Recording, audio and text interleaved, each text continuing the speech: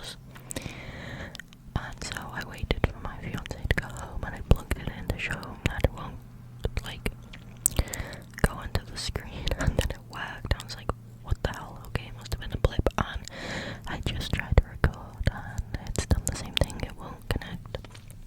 So, I don't know. Let's just get into the video. The first one is by 100 Somethings, and it's titled, I went cave diving with a friend. I think he's dead. My name's Quentin. I'm a cave diver. No matter what people say, it's not as bad as people make it out to be, as long as you do your research and bring the right supplies. The reason there's so many scary stories about caving is because most people are unprepared and untrained. Most caves haven't really been mapped out. That's what brings me to them. I want to be the Christopher Columbus of the carving world, without all the colonization and taking land that's not mine. Long story short, my buddy Jake found a cave, unmapped and untouched. We geared up, made sure people knew our location, and made a trek to the cave. It wasn't far from where we lived, just a small town in the middle of Massachusetts. I met Jake there sometime near 2 p.m. We both took our own cars. He had a top-of-the-line Jeep, could get through any terrain. I had my beat-up Camry. I don't know cars. Hey Jay, you ready? Am I ready? I was born ready. Yeah, okay. I chuckled a bit. Jake has been a good friend of mine since high school. I met him at the McDonald's I worked at. I'm assuming he packed everything like normal. He gave me a weird look. The gear, the safety gear. I didn't want to get so angry, but I called off work for today, and I'm not missing more time when it's going to rain later tonight. Oh yeah, no, I got the gear, don't worry. He gave me one of those awkward smiles in an attempt to reassure me. I was a little uneasy about it, but I can't lie and say it didn't work, because I stopped asking. It was around half a mile to the cave from where we parked, so it should be near 10 minutes to get there since we were walking. We grabbed our bags and made the walk. Around 5 minutes in, I noticed a skinny but 5-foot-tall rock with an arrow facing the direction we came from. Jake, what the hell? I thought you said this place was unexplored. Sorry man, I must have missed it. What do you think it means? I can only assume where to leave. Let's just go check it out anyways. 5 minutes later, we ended up at the cave entrance. It was no different than any other cave I've seen in terms of the surroundings, except for one thing. Right above the cave hole was an arrow pointing up. I was still so pissed at Jake for thinking the cave was unexplored that when he attempted to bring up the arrow, I ignored him. Okay, I'll head in first then. As I watched him go down first, my excitement of the cave diminished. I followed suit anyways. Like every cave, this one was jaggy. The edges of the wall would scratch your skin like a cat's claws if you weren't careful. It's the only reason we're wearing leather down here. The cave went down like a slope on a graph. It went on like that till we hit a small tunnel. It was definitely the smallest space I ever went through. I had to push, no ram, my back through it. I didn't think it was gonna go through all the way with the sides of the tunnel squeezing me in its rocky hands. Jake, I'm having some trouble getting through. I'm gonna need you to pull my back. Silence. I didn't even realize I couldn't hear his muffled scuffling in front of me. How far ahead did he get? If I couldn't hear him right in front of me. Jake. I waited there for what felt like hours. It wasn't until I heard Jake scream at me that I realized it had only been a few minutes. Quentin, back up and leave now. He wasn't close at all. His voice echoed from what sounded like the bottom of the cave. I barely even heard him. What's wrong? Jake?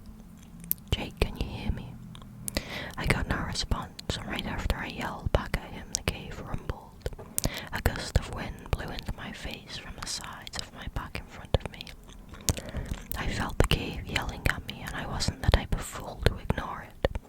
I scuffled as fast as I could in reverse. I didn't even grab my bag. As I was retracing my actions, my helmet somehow got stuck. I was so terrified that I just undid the strap and left it. The cave kept rumbling louder and louder as if the earth itself was imploding. I barely made it out the tunnel before I watched it completely close. And I don't mean it collapsed, it closed. I don't even know how to explain it. The rocks grew together. I didn't have time to worry about Jake. I crawled up the slope, faster and faster, till I got to the entrance. As I threw myself out, I looked at the entrance. I noticed the arrow changed directions. It was facing left, right where we came from. I didn't think anything was chasing me, but I ran and ran for what seemed like an eternity until I saw the rock we passed, the arrow pointing left. I couldn't stop. I wouldn't stop. That was until I saw the rock again. It was pointing right. I ran. I came across it another time. It pointed straight. I went straight. Then I saw the cave and the arrow pointed down. I blinked and realized I never left the tunnel, let alone left the cave. But I got out of the cave again and I followed the arrows again. I'm stuck here.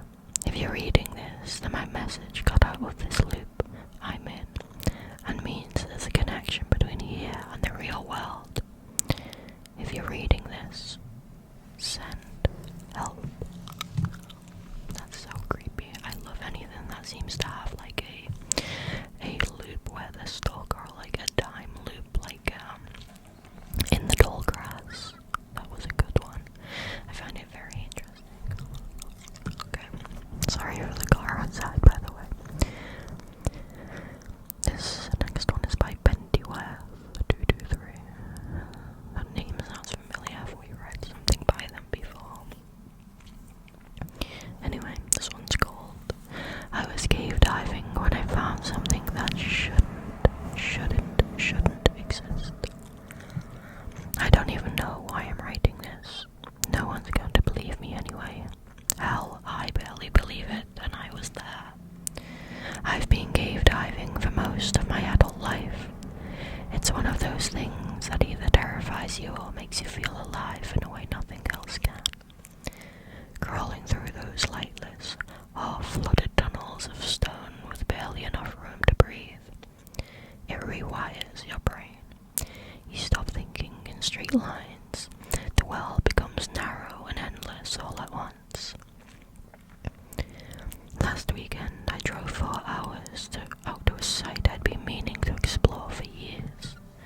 It wasn't on any official maps, just a whisper passed around in old diving forums. A collapsed sinkhole out in the woods, hidden behind a rusted chain link fence so twisted with vines you'd miss it if you weren't looking. They said the cave beneath it was alive. I figured they were just being dramatic. I geared up alone, no spotter, no lifeline. Stupid, I know. But the site was so remote that dragging another person out there would have raised too many questions. I didn't want anyone else taking the claim. The entrance was a narrow shaft, just wide enough for me to wriggle through with my tongue scraping the sides. The temperature dropped the second I slipped below the surface. The rock slick with something that smelled faintly metallic. It felt like the earth swallowed me.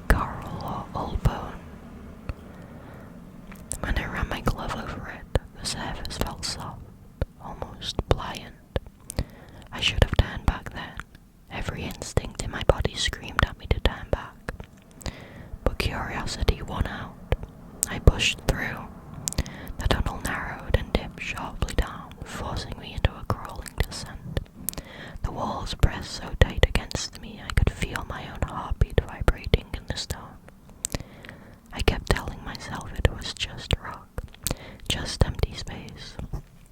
That was before the breathing started. It wasn't mine. It wasn't human. It was deep, wet and rattling, like something with too many lungs, struggling to pull air through 1,000 crooked throats. The sound echoed through the tunnel ahead, growing louder the deeper I went. I should have backed out. I should have scrambled for daylight, no matter how tight the space got. Instead, I crawled towards it. The tunnel opened into a wider chamber after what felt like hours. My flashlight beam shivered across the walls, and that's when I saw it. The walls weren't rock. They were made of flesh. Pale, rippling tissue that stretched across the ceiling and floors, pulsing with a slow, sluggish rhythm. Veins as thick as my arms throbbed beneath the surface, branching out like the roots of some impossibly huge tree. And in the center of that room, something moved. At first I thought it was a pool of water. It shimmered and shifted like liquid, but then it began to rise, pulling itself upward in long, stringy strands, forming a rough, heaving shape. No eyes, no mouth, just a rolling mass of translucent, worm-like tendrils that groped blindly at the air. And it smelled. A wet, rotting stink that clung to my skin, soaked into my suit. I was frozen, completely paralyzed. My body knew something my mind hadn't caught up to yet. It wasn't just living tissue. The whole cave was alive, and it was waking up. I tried to back away, slow, quiet, no sudden movements. The thing in the center was still assembling itself, its tendrils weaving together in twitching, nauseating patterns. I figured if I was careful enough, if I didn't make a sound, I could slip back through the tunnel before it noticed me. I turned, crouching low, moving one hand at a time toward the way I came. The light from my flashlight jittered across the walls, making the veins in the flesh-bedded stone look like they were writhing. I fought to keep my breathing steady, fought to ignore the way the walls seemed to tighten with every inch I crawled. Then my foot slipped, just a little, just enough for the heel of my boot to scrape against the wet surface, and that tiny sound, that tiny scritch was enough. The creature stopped moving. It froze mid-assembly, tendrils stiffening like a marionette pulled taut on invisible strings. A low, wet clicking sound echoed through the chamber, vibrating through the stone, and the walls responded. Veins bulged, flesh shuddered.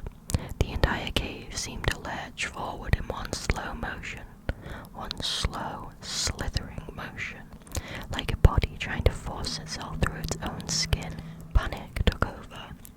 I abandoned any idea of stealth and lunged for the tunnel mouth, my hands clawing at the slick walls, my knees scraping raw against the stone flesh.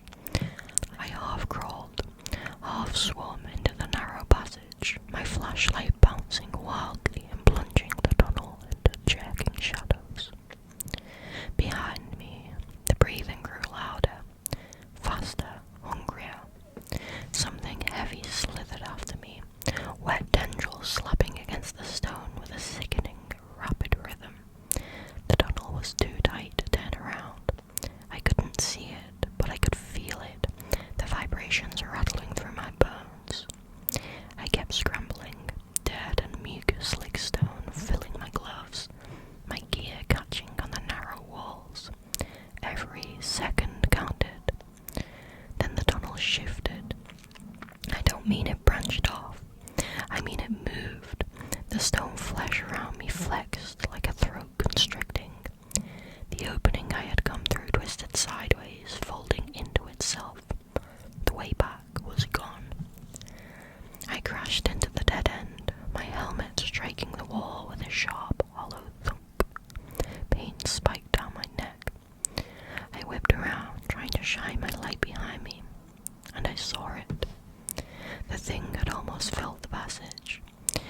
wasn't chasing me with legs or arms. It was dragging itself forward on 100 writhing filaments, each one tipped with tiny grasping claws. And it was smiling. Not with a mouth, there's no face, but the ripples across its form shaped a crude, mocking grin. It didn't just want to kill me, it wanted me alive. The walls pulsed again, tightening, the fleshy stone squeezing inward like a hand about to crush a bug. My flashlight flickered once, then died, and in the pitch black, the breathing closed in. I forced myself to move, one hand at a time, fumbling across the rippling, mucus slick floor, desperate to find anything I could use. A loose rock, a broken shard of old equipment, anything. My fingers brushed against something hard, something sharp. I didn't even think. I grabbed it, the edge slicing into my glove and nicking the skin underneath. Pain flared in my hand, sharp and grounding. Good. It meant I was still alive, still fighting. I jammed the shard into the wall, and the fleshy stone screamed. It wasn't a sound, more like a vibration, a high-frequency pulse that rattled my teeth and made my nose bleed instantly. The wall writhed under the impact, veins spasming and pulling away from the wound like worms recoiling from salt. I stabbed again and again. Each hit tore more of the pulsing tissue apart, revealing layers underneath. Slick, twitching muscle, then wet bone, then something that looked like a vast network of tangled nerves. The whole tunnel shook. From behind me, I heard the thing shriek, a gurgling, chittering noise like thousands of tiny mouths tearing open at once. It was coming faster now. No more slow, deliberate dragging. It knew what I was doing. It knew that I was hurting it. I dug the shard in deeper, carving a rough hole through the wall. My hands were slick with blood. Mine or the cave's, I couldn't tell. The air tasted metallic and foul, thick with rot and something sharp like burnt hair. The hole widened just enough to see a faint glimmer of light beyond it.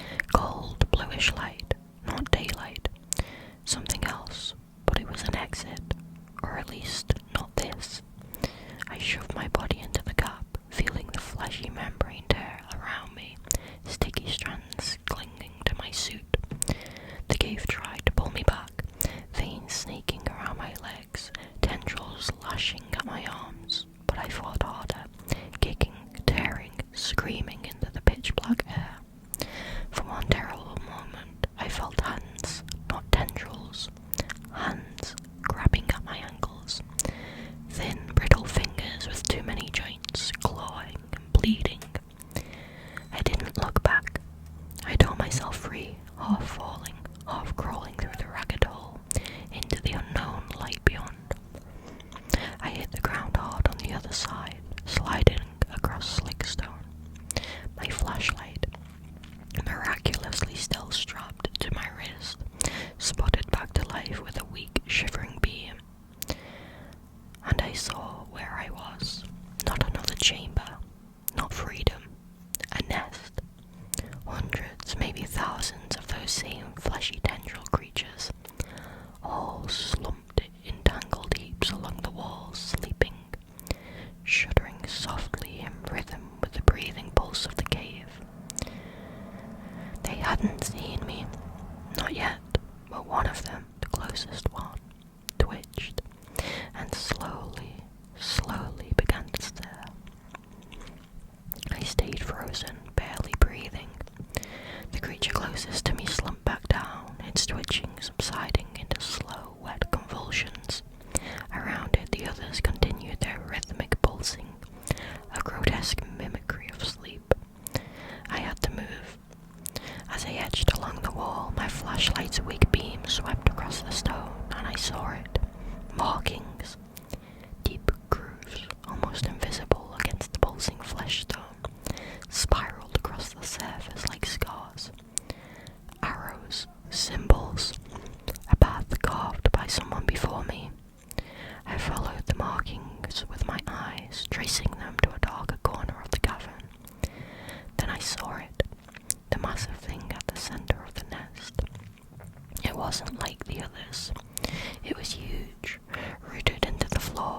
thick cords of faint flesh, its skin stretched taut over a skeleton too angular, too wrong.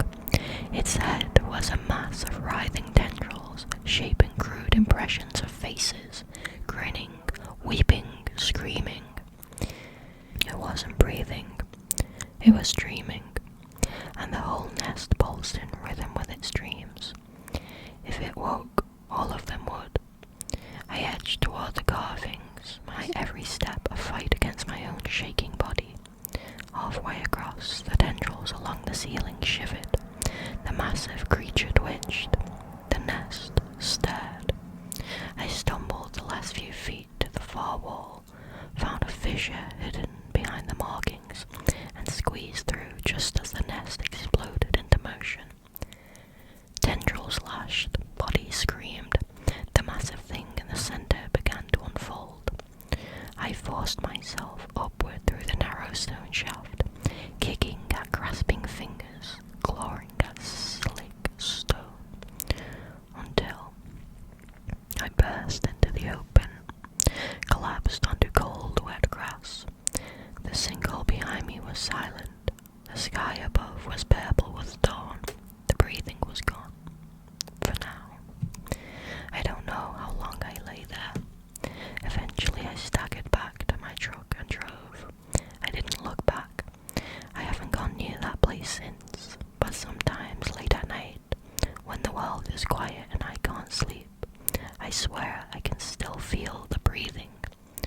Soft at first, like the pulse of a distant tide, getting closer. I moved last month, packed up everything, left the state. It didn't help. 2 nights ago, I found something on my living room floor. A wet, pale thread about the length of my finger, still twitching. And last night, when I pressed my ear to the wall, I didn't hear the sounds of the city. I heard the stone breathing. And this time it wasn't just calling my name. It was whispering how to find me. That's so creepy. The premise of the whole cave being this like fleshy substance very much reminds me of in one of the Wolf Brother series books. There's a cave there that's all like fleshy and it's filled with like demons. It's like goes to the other world or whatever. It's really cool. But that was really, really cool. I really enjoyed that. But it sounds like they're gonna get got. They're gonna get got by this icky creature. Okay. This is the last one for tonight, guys. It's by Something Goes Here Too, and it's titled, "We found a cave on my grandmother's property. What's inside needs to stay hidden forever." I was 17 the summer we found the cave on my grandmother's property in eastern Kentucky. I have never told this story to anyone, not my wife, not a therapist, nobody. Sealing the cave after Grandma Edith passed should have helped, but it did not. What Chester and I saw down there has never let go of me. I was what you'd call the nerdy kid back then. Thick glasses, skinny as a rail, the type who spent lunch periods in the library. Every summer my parents shipped me off to Grandma Edith's farmhouse in the foothills of the Appalachians, figuring the mountain air would be good for me. The house was everything a city kid like me thought was cool about the country. High ceilings, creaky wooden floors, wraparound porches, and dense forest in every direction. The nearest neighbor was Chester's family, and their place was nearly a mile down the dirt road. Past that, nothing but trees and hollers until you reached the country highway. Chester was a year younger than me, and he was everything I wasn't.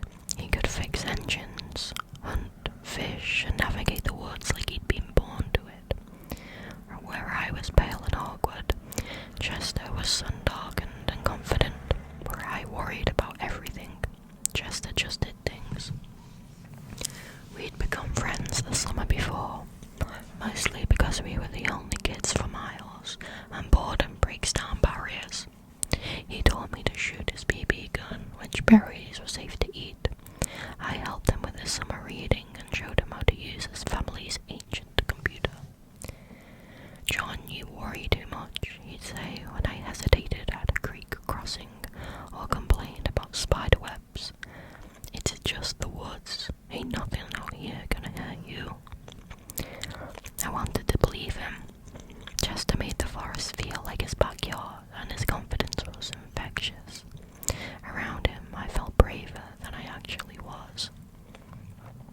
summer, we were both restless in the way teenagers get when the days are long and the possibilities seem endless. We'd already built a rope swing over the creek, explored every deer trail, even tried to build a treehouse that collapsed before we got the roof on. We needed something new, something bigger. We just had no idea what we were about to find. We found it in the third week of July, during a brutal heat wave that made the air shimmer and even drove the birds into shade. Chester and I were wandering the property, desperate for something to break the monotony. Man, there's gotta be something we ain't explored yet, Chester said, wiping sweat from his forehead. We were on the ridge at the back of Grandmother's land, where the trees were thick and the underbrush hadn't been touched in decades. Maybe the creek again, I suggested, though we'd been there twice already that week. Nah, that's boring. We need something new. Chester stopped and pointed. What's that? I squinted. Through the foliage, I saw a darker shadow, something that didn't fit the natural pattern of trunks and branches. Beats me, I replied. Let's check it out. We shoved through brush, scratched by thorns and wrapped in spiderwebs. Chester led the way while I followed and complained about the bugs. Quit whining, he called. You want to find something cool or not? In the hillside, we found a depression about 15 feet across, and at its center the mouth of a cave, half covered by an old iron grate. Time and weather had rusted most of it away, leaving gaps just big enough for nosy teenagers to squeeze through. Holy crap, Chester breathed. The first time I'd ever heard him sound impressed. John, look at this. I crept closer. The opening vanished into blackness, a cool breeze drifting out with the smell of damp earth and something I couldn't place. Think it's an old mine? I asked. Chester shook his head. Nah, wrong kind of rock. Limestone country. It's a cave. A real cave. He was already kneeling at the gap, peering into the dark. We should tell my grandmother, I said. She'd just tell us to stay away, he grinned. The kind of grin that meant trouble. Come on, just a quick look. We don't have lights. My phone does. I wanted to argue, but Chester was already squeezing through the gap.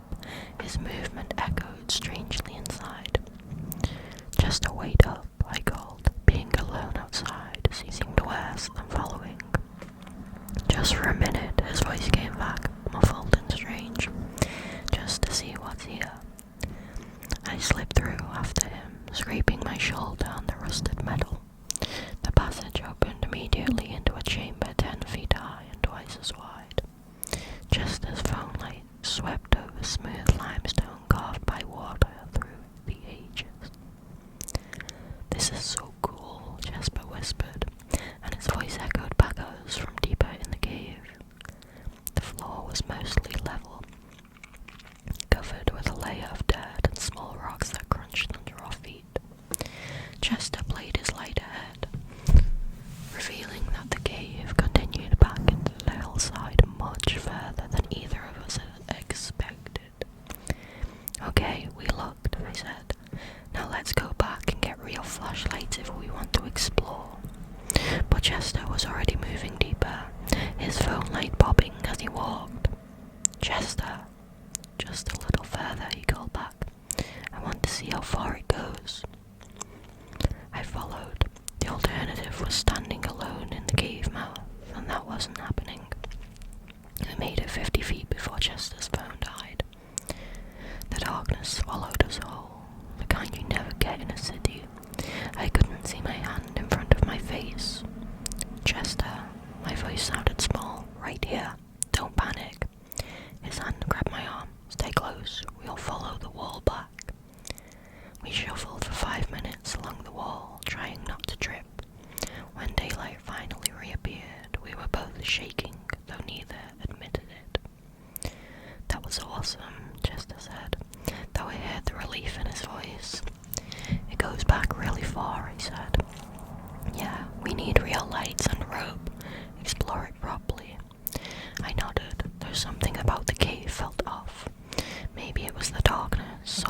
voices echoed. "Tomorrow," Chester said, "we'll come back with supplies." As we walked back through the woods toward the house, I kept looking over my shoulder at the cave mouth behind us. Even with the afternoon sun filtering through the trees, that dark opening seemed to pull at my attention. I should have listened to that feeling, should have told Grandma Edith, or just found something else to occupy our time that summer. But I was 17, and Chester made everything seem like an adventure, even the things that should have scared us away. We came back the next morning, loaded like explorers. Chester had his dad's heavy flashlight, a coil of rope, and glow sticks from his birthday. I brought a headlamp, extra batteries, chalk for marking our path, and a notebook to map it. "You sure like to be prepared," Chester said at the cave entrance. "Better than getting lost." He was already squeezing through the gap. "We won't get lost. We got lights this time." With the real light, the cave felt different. What had seemed mysterious in the dim glow of Chester's phone now looked like a normal limestone cavern. Water had carved smooth channels into the walls, and the floor sloped gently down as we moved deeper. "This is way bigger than I thought," Chester said, sweeping his light around. Several passages branched off, each fading into darkness. We spent an hour exploring the obvious routes, marking chalk, arrows, and dropping glow sticks. Chester sketched a rough map while I called out measurements. "Left passage goes about 60 feet and dead ends," I said. "Right passage curves back and connects with the center, like a loop."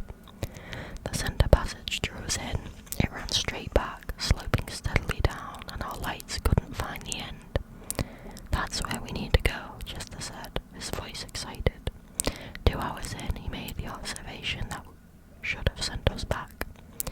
"You notice anything weird about this place?" he asked, studying the walls.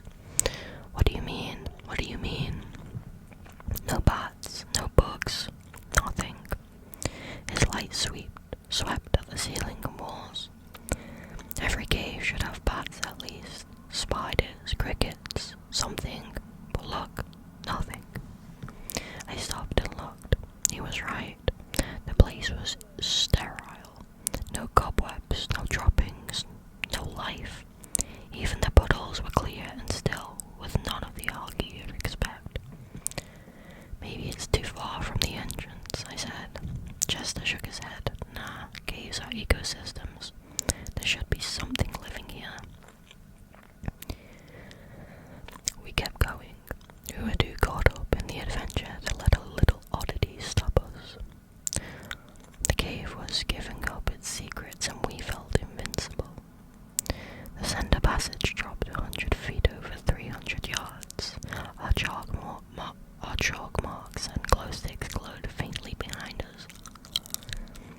Then Chester spotted the elevated passage. "John, look up there." I followed his flashlight beam to where the wall rose to our right.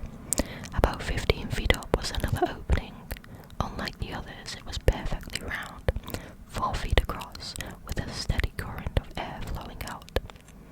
"Feel that breeze," Chester said, moving closer to the wall.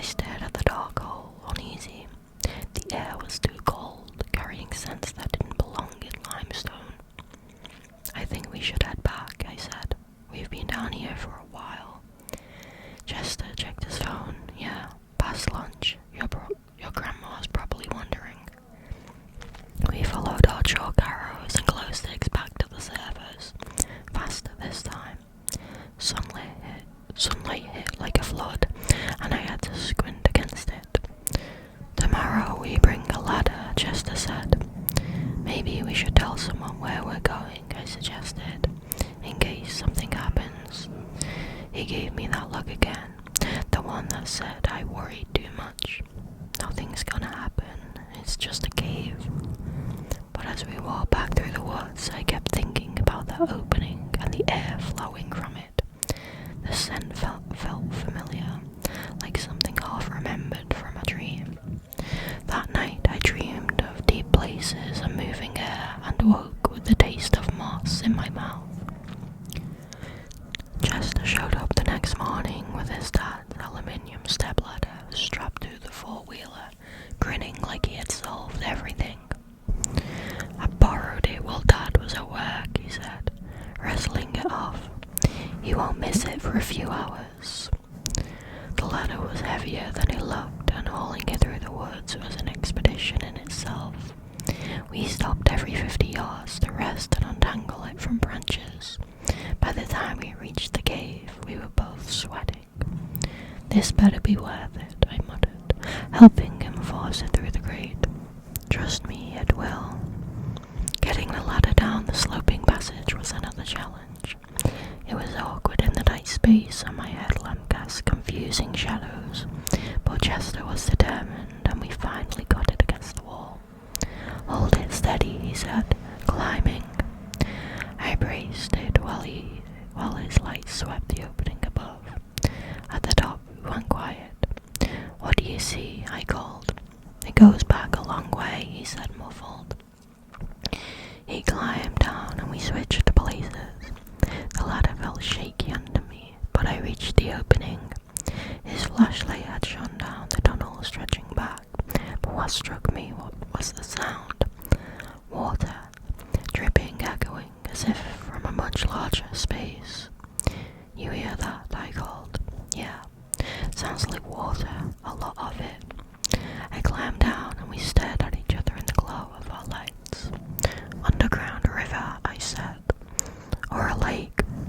Only one way to find out. The elevated passage was more open than I expected. We could walk upright, the walls smooth, limestone worn by water.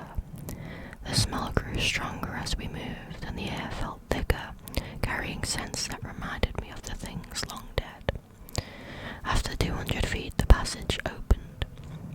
I've spent years trying to find words for what we saw, and I still cannot do it justice. The coffin was vast, the size of a cathedral, with walls fading into darkness. In the center was a lake. The water was black and still, like a mirror reflecting nothing. Our lights reached only a few inches, and when Chester tossed a pebble, the ripples died too quickly, as if the water swallowed them. Jesus, Chester breathed, his voice echoing from the ceiling above. I swept my headlamp around the edges. The far shore was almost beyond reach, maybe 50 feet away. How deep do you think it is? Chester asked. I don't know. Deep. He was already digging in his back. Let's find out. He cracked the glow stick, tied it to a rock with a rubber band, and tossed it in. The green light sank and sank and sank. It never reached the bottom.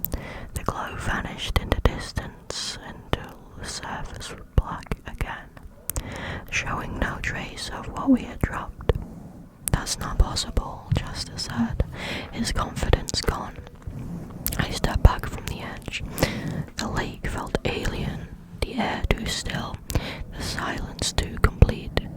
Even our voices seemed muffled, as if the water absorbed them. We should go back, I said.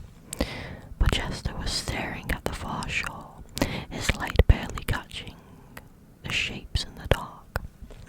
There's something over there, he said, on the other side. I looked. In the faint circle of light I saw what might have been structures on the rock, regular shapes that did not look natural. Chester, let's go back and think about this. We need a boat, he said, ignoring me. An inflatable raft we could paddle over. The thought of being on that water clenched my stomach. That's crazy. We don't even know how deep it is. What if we fell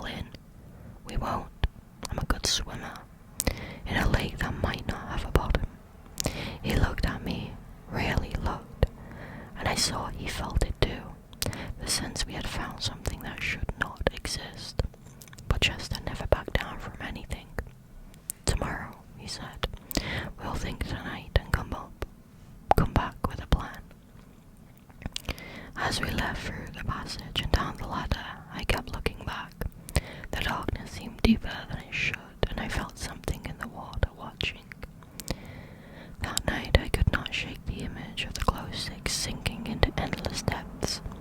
In my dreams I sank with it into darkness so complete I could not tell if my eyes were open or closed. Chester showed up the next afternoon with a small inflatable raft strapped to his four-wheeler, the kind meant for lazy rivers. He also had life jackets, waterproof flashlights, and a hand pump. "Where'd you get this?" I asked, though I already knew. "Borrowed from my cousin Jake. He won't miss it." I eyed the raft. It was 6 feet long, built for calm water, not underground lakes. "Just I don't think that's going to work."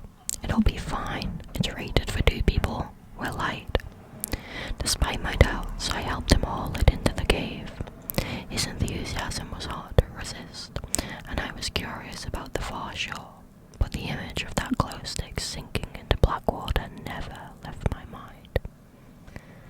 Launching took longer than we expected. The rocky shore wasn't ideal, and we had to clear stones for a spot. The whole time I was aware of the water beside us, still as obsidian and reflecting our lights. "You sure about this?" I asked. "It's just water. Worst case we get wet." But it wasn't just the water, and we both knew it. The lake was unnaturally still. No lapping at the shore, no movement at all. Even when disturbed, the ripples died too fast, as if the water was heavier than it looked. Chester climbed in first with a flashlight. The raft barely dented the surface, as if it floated on something solid. "Come on," he said, steadying it. I climbed in reluctantly, paddle in hand. The moment we pushed off, I felt the lake take hold of us. It wasn't like floating, more like being suspended over an abyss. "Paddle," Chester said, shining his light ahead. The rowing was strange. The water gave almost no resistance, yet the raft crawled forward, slower than it should have. It was like paddling through oil, though the water looked and felt normal when I touched it. "This is taking forever," Chester muttered, after what felt like 20 minutes. I looked back and my stomach dropped. The rocky ledge was much farther away than it should have been, barely visible in our glow.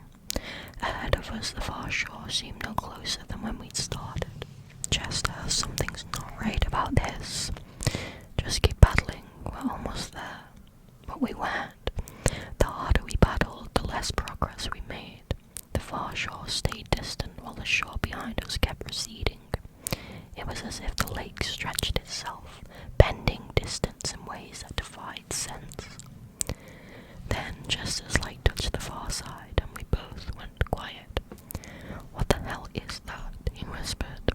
"I don't know, but I don't like it." The structure was 30 feet across, ringed with strange stone pillars. The rock was darker than limestone, smooth and almost metallic. Carved channels ran toward the water, and in the center stood something like an altar, though it was built for no human shape I could imagine.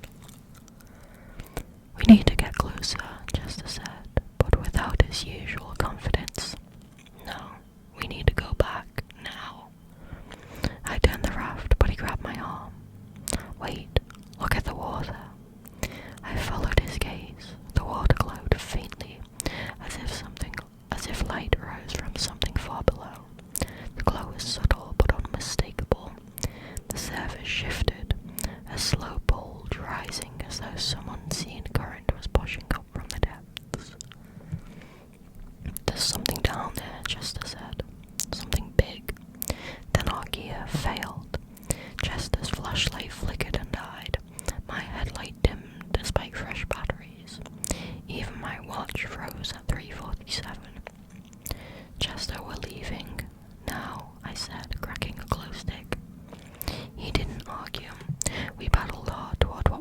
was sure, but the darkness pressed in and our failing light showed almost nothing beyond the raft. Then we heard it, a sound from beneath us, deep and resonant, like rock and metal groaning under pressure. It rose from the depths and vibrated through the water and into our bones. Ripples spread across the surface and faded too quickly. The raft shuddered. "Paddle faster," Chester said, and for the first time I heard fear in his voice. The sound came again, closer.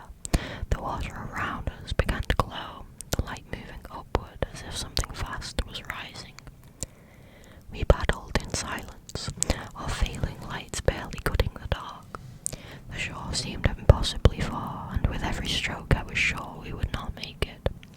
But somehow we did. The raft scraped the rocks just as my headlamp died. We dragged it out and collapsed on the cavern floor, shaking in the shine of our last glow stick. "We can't tell anyone," Chester said finally. "They'd think we're crazy." I nodded, though part of me wondered if we were. The whole thing felt like a nightmare. As we backed up, I made the mistake of looking back. The water was still again, but I was certain something in that blackness was looking at us. For 3 days I avoided the cave. I stayed close to the house, helped Grandma with chores, even started reading one of her old romance novels just to keep busy. But Chester would not let it go. He showed up with a restless energy I had never seen. "You can't just pretend it didn't happen," he said, one Thursday morning on the porch. "We found something incredible." "We found something dangerous," I said. "Our lights failed, Chester. All of them at the same time. So we bring backups, more batteries, better lights." I looked at him and realized what I had mistaken for confidence was obsession. He could not sit still. Dark circles under his eyes showed he was not sleeping. "I need to go back," he said, leaning forward. "Don't you want to know what it was?" "No, I don't." Chester stood and paced to the edge of the porch. "Fine, then I'll go alone." "You can't. Watch me." I felt trapped between two choices. Let Chester go alone or return to something I wanted to forget. The thought of him down there by himself was worse than my fear. "If I go with you," I said, "we go at dawn, we bring extra everything, and at the first sign of trouble we leave. No arguments." Chester grinned, hollow. "Deal." That afternoon we gathered supplies. Chester had found a larger raft, more stable than the first, borrowed from my sister's boyfriend. He had said. We packed flashlights, batteries, glow sticks, rope, even a first aid kit. Looking back, it was an expedition, not an adventure. "One more thing," Chester said as we loaded the four-wheeler. "I want to actually reach the far shore this time, get a closer look." Every instinct I screamed no, but I had committed, and despite my fear, I was curious. The shapes we had seen haunted my dreams. I needed to know. The forest felt different on the way back, quieter. Even the birds were silent. We slipped through the grate and down to the lake, our equipment heavier with every step. The cavern was, as we left it, vast and still. The water stretched into darkness, smooth as glass. Against every survival instinct, I helped him launch the boat. The crossing dragged, and with each stroke I was more certain we were making a mistake. But something was different about the far shore. "Are those lights?" I said, squinting. Chester raised the binoculars and went still. "There's something over there." "What?" "On the far shore, I see movement, and you're right. There are lights. Not flashlights. Something else. Something that glows." I snatched the binoculars. In the distance, a faint blue-green glow flickered, like the bioluminescence in the water. "Chester, we're turning around right now," I said, handing them back, my voice a hoarse whisper. He looked through them again and gasped. Chester had gone completely completely silent. His mouth moved, but no words came at first. Then in a whisper that grew louder, he began repeating, "It comes out of the water, it goes into the water. It comes out of the water, it goes into the water." I shook him, but he wouldn't stop. His eyes were fixed on the far shore, wide and shining, as though he was watching something emerge that I couldn't yet see. That's when the water around us began to glow. The luminescence rose from the depths like we'd seen before, but this time it was brighter, more intense. And in that growing light I could see the true scale of what lay beneath the water. The lake wasn't a lake. It was an eye, and it was a portal, and both in ways that made my brain hurt to hold. It went down forever, but the bottom was right there, close enough to touch and impossibly distant. The water was looking at us, not looking up through water. The water itself was looking, and I could feel it seeing backward through my life, through time that stretched behind and ahead simultaneously. Chester was screaming something about it coming and going in, and he was right. It was moving in both directions at once, rising and sinking, emerging and submerging, present and absent. The eye blinked. The entire cavern shuddered as something the size of a mountain moved beneath us. Water that wasn't water displaced around us, and our tiny raft was suddenly riding waves that shouldn't exist in an underground space. This shook Chester out of his fugue. This shook Chester out of his trance. We both took our paddles into the glowing surface, fighting against currents that felt more like muscle contractions than water flow. As we stumbled out of the boat onto the shore, Chester made the mistake of looking back. Chester's eyes went grey and cloudy and distant. Something in him changed. Something had broken. I grabbed him and dragged him down the tunnel. We abandoned the raft and ran for the passage, leaving our carefully gathered equipment scattered on the cavern floor, up through the elevated passage, down the ladder we didn't even bother to retrieve, through the cave system toward the blessed light of day. We passed from the cave into afternoon sunlight that felt impossibly bright and clean. Chester collapsed immediately, retching under the forest floor. I managed to stay upright long enough to drag him away from the cave entrance before my own legs gave out. Chester was never the same after that day. His laugh, the easy confidence that used to pull me along into trouble, all of it vanished. He hardly spoke, and when he did, it was whispers about water and eyes that never stopped watching. Before the summer was over, his parents sent him away to a hospital in the big city. Someplace special, they said. Though they never used the word, I knew what they meant. I never saw him again. At first I thought he'd come back the next summer, that we'd pick up where we left off like nothing had happened. But his absence became permanent, a hollow space I couldn't fill.